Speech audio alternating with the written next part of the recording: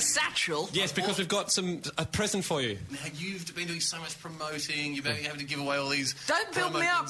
Well, why are you playing these games? I can see there's a gift. Commemorative mug for you. This is... What are we commemorating? Oh, it's just I love the Hamish and Andy show mug. We're commemorating you. Hold on a minute.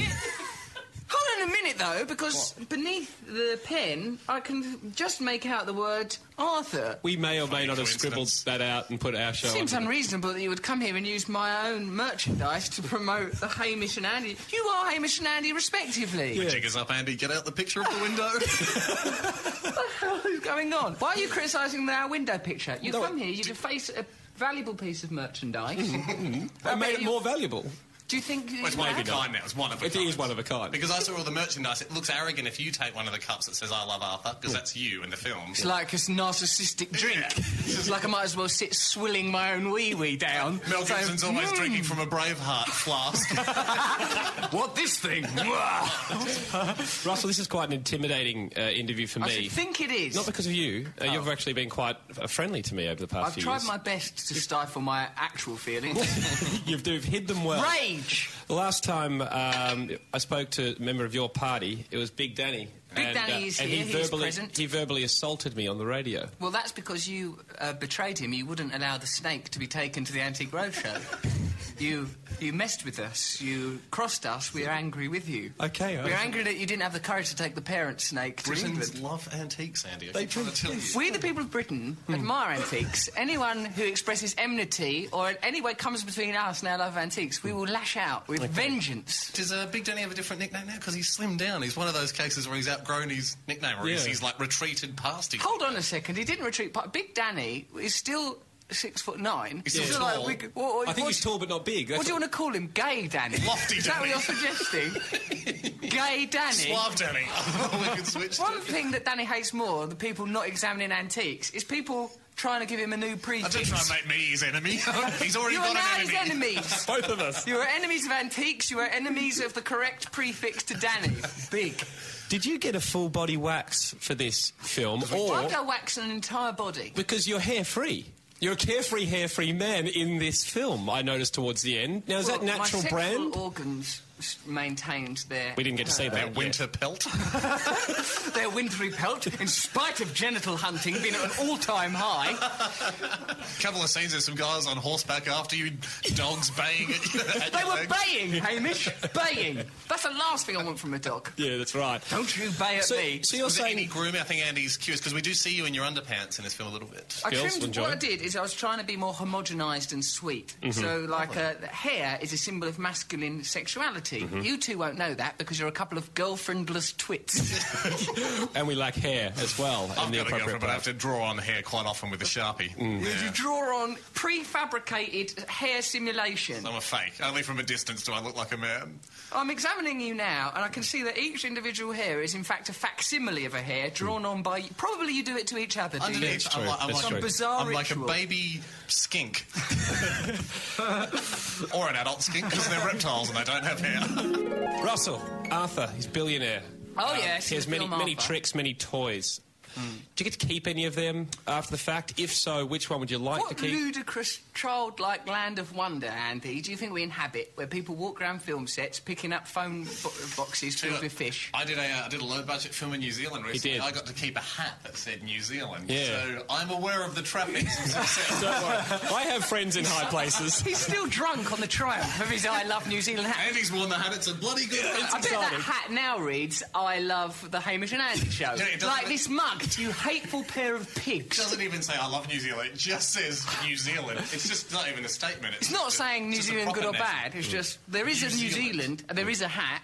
Bring those two things together. It's like a T-shirt that just says New York, not I love New York. Yeah, New York. I'm indifferent to it. I just wanted you to know that I know the word. I know that New York exists, and I'm prepared to wear a shirt as a testimony. And I won't comment on it any further after that. Sir, what are your views of New York? It exists. Good night. That concludes the conference. Russell, I know we've got to wrap this up here. We've got hardly anything that's is film-based. The film I've come here to promote. We love the film. I've tried. Actually, I'd love you to review it. No, you you review the tape, sir. I've tried on numerous times. I've been reviewing the tape while being in the tape, and I know you're not trying, but you can do better than this, both of you. Andy, film question. Come on. Most flamboyant purchase. Probably similar to Did You Keep Anything? New York tips, because we're going to New York. Just drink your mug. I'm enjoying here we go. One of the opening scenes of the film, your character Arthur, before he has a bit of a moral... Well, this is boring, this epiphany. question. I hate it. What's going to happen at the end? He wakes up in a room full of nameless wenches. Yes. What is the most amount of people... They do have names. What is the most amount of people you've ever woken up in 30. a room with? What were their names? I don't know, because they were not lovers in this instance. I accidentally got very drunk and took too many drugs. I went home with a woman. It turned out... this woman was a self-subdividing mollusk. It was actually an amoeba. Turned out. She was a bloody amoeba. And I thought, God, this is sparkling conversation. Yeah. She subdivided into 30. Wow. I can't name them all. I'm just going to call you, Jenny 2, Jenny 3, Jenny 4. Yeah. You're all basically the same. Your DNA is almost identical, unless one of you mutates, and then I'll just call you something like Jessica. Seems like a scene from Terminator 2. Andy, stop trying to live your entire life through the filter of Terminator 2. Every situation you're ever I keep in... telling you, you're not going to meet Edward Furlong. You're never going to meet him! Oh, come on. I've been using you to meet him for years. Furlong has made it clear to me that he has no desire to countenance you. I'll That was get a you, real Furlong. story. You won't get Furlong. There were 30 refugees. What happened was, I went home with this woman. Yeah. She didn't subdivide, although there was 2 of her in the first place, to be honest. I eliminated one of them to make me look less sexist. So then I drank a lot, I fell asleep. In the night, I must have gone to the toilet, because when I woke up, I was in a room surrounded by refugees. I was naked in a bed with an old lady, and this man in a sarong woke me up, shoving me. Yeah. When the first thing you experience in a day is being shoved, that's not good, is it? No, it's not. So I woke up, I looked around, there's little children either side, little children there, I was flanked by them. I was fully nude. I stood up, got out of the room. The girl was stood next to the sarong man, sort of shaking her head in a dismayed way, like the end of a sitcom, where some... Wah, wah, wah, wah. Yeah. In like every 13th episode, it's a sad ending rather than a funny ending. Yeah, to make us learn. Otherwise, we won't learn from the sitcom. I'm learning already from your sitcom of your life. The dirty sitcom of my life. Then when I went downstairs later on that day, after some sleeping, the children pointed at me and said in broken English, "The stranger, the stranger!" I was the stranger, Hamish and Andy. Me, Russell Brand, stranger. Sounds like you kind of woke up during a weird religious ceremony. well, all right, good answer. Film-based.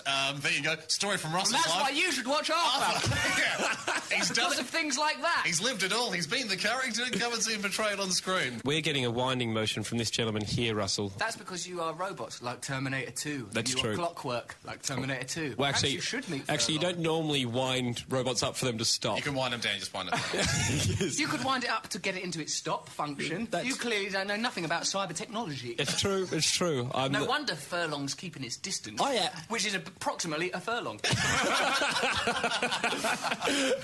On that note, go see Arthur, everybody. Go and look at it. Go and look at it. How much is it to go to the cinema in your country? Hear it as well. Hear it as well. I feel... No, I'm not so bothered. Did About you listen or not? $15, $16? $16, watch Arthur for a while, then go home again. Yeah. There you go, you've had a $16 day. And you've only had to think of 22 hours for yourself. Thanks for joining us, mate. Thanks, lads. Russell Brand. There you go, just a nice slow chat with Russell Relaxed Brand. chat. This is Hamish and Andy. Hey.